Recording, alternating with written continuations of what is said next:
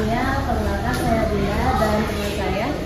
Makanya saya pada media sekali bisa kami ini. Langsung saja nih ke pertanyaannya.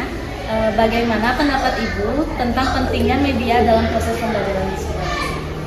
Menurut saya penggunaan media saat ini memang sangat penting.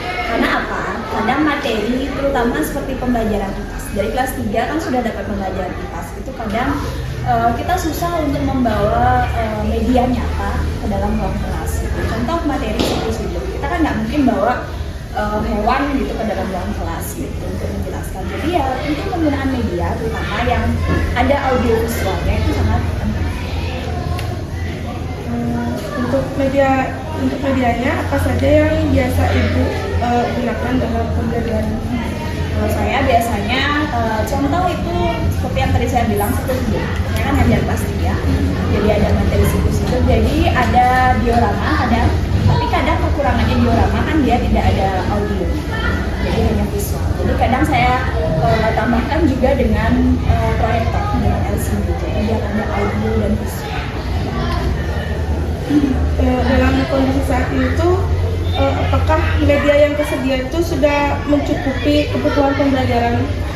Kalau itu kita kan terkendala dana juga ya, karena kan tiap tahun dana BOS itu kan ada beberapa aja yang datang. Jadi kalau untuk media gitu, karena keterbatasan biaya juga, jadi memang saya rasa kurang. Karena contoh seperti materi kelas 5 atau kelas 6 itu saya tentang geografi Indonesia gitu ya kan sosialnya masing-masingnya. Jadi mungkin kalau hanya pakai peta yang biasa itu nggak kurang memadai. Jadi biasanya sebenarnya ada papan yang bisa langsung bersuara, jadi kayak peta langsung bisa bersuara. Cuma kita kendala itu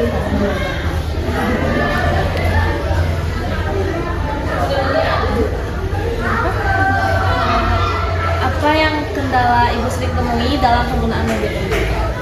kalau kendalanya mungkin tergantung kita pilih dan menyusun modulnya ya. Kalau kita pas menyusunnya itu pakai medianya cuma gambar kan tentu audionya gitu. Kalau kita hanya pakai rekaman visualnya yang makanya kadang mungkin itu tidak cukup. Terus juga kita proyektor katakan cuma ada skornya ada 3, cuma 1 rusak. Jadi 2 sementara kelasnya kan lumayan banyak nih, ada kelas 6, ada 6 kelas. Emang sih kelas 6 sudah ada terpasang juga permanen. Cuman kadang gantian jadinya antara kelas, terutama dari kelas 3 yang saya sering juga pakai di kelas 3, 4, 5 itu kadang ada gantian, ada banyaknya.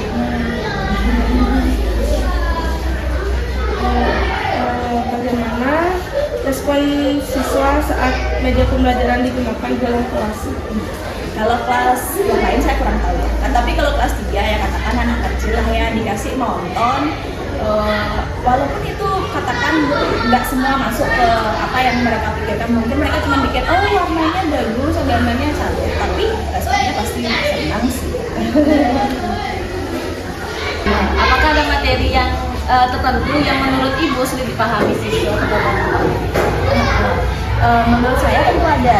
Jadi itu dia kembali lagi karena kita belajar belajar sejarah. Kadang materi kalau di video-video di sosial media itu kan biasanya berat ya kata-katanya.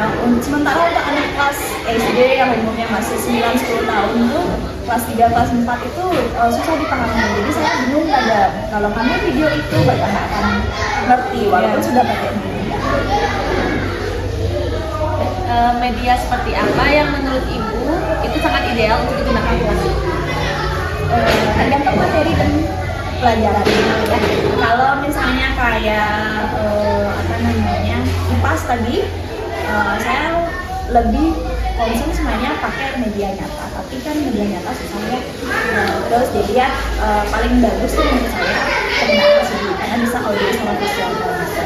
Tapi kalau untuk kayak seni jadi seni budaya, jadi kan kami ada ngambil seni rupa sama seni musik gitu. Terutama di seni rupanya, ada belajar tekstur gitu ya, ada materi siswa tuh tekstur benda gitu. Jadi kita nggak ada bendanya, tapi kita juga mau ngambilin videonya sama audionya, mereka tuh nggak tahu teksturnya kayak gimana gitu.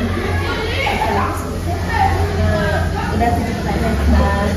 kepada Ibu, terima kasih Ibu sudah memberikan jawaban wawancara.